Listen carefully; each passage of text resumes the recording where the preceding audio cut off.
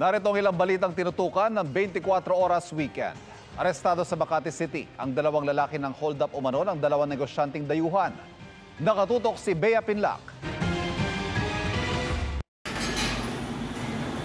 Sa kulungan ng bagsak ng dalawang lalaking ito matapos umanong hold-upin at pagnakawan ang dalawang negosyanteng dayuhan sa Don Chino Roses Avenue sa Makati.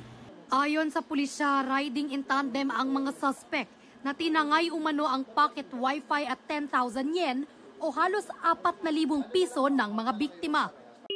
Habang naglalakad itong ating dalawang victims, is tinutukan nila ng baril.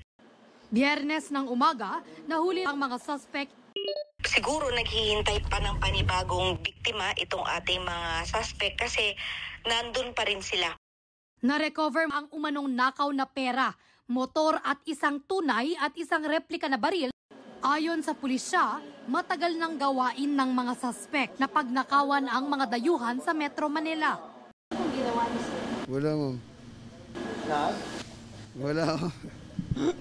Wala kaming baril, wala kaming ginawa.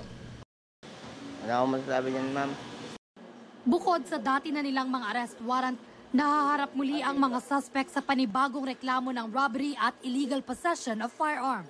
Para sa GMA Integrated News, Bea Pinlac, nakatutok 24 oras. K-League is real para sa Pinoy fans na dumalo sa unang FanCon sa Pilipinas ni Korean oppa Che Jin-hyuk. Inawit niya ang ilang K-drama soundtracks at nagpakitang gilas pa sa dance moves. Sa kanyang interaction with fans, may ilang maswerteng nayakap siya. Looking forward daw na makabisita ulit si Jin-hyuk na napanood sa ilang K-drama na pinalabas sa GMA tulad ng Mr. Queen at The Last Empress. All out ang pagpapakilig ng stars ng Hello Love Again sa mga Cebuano.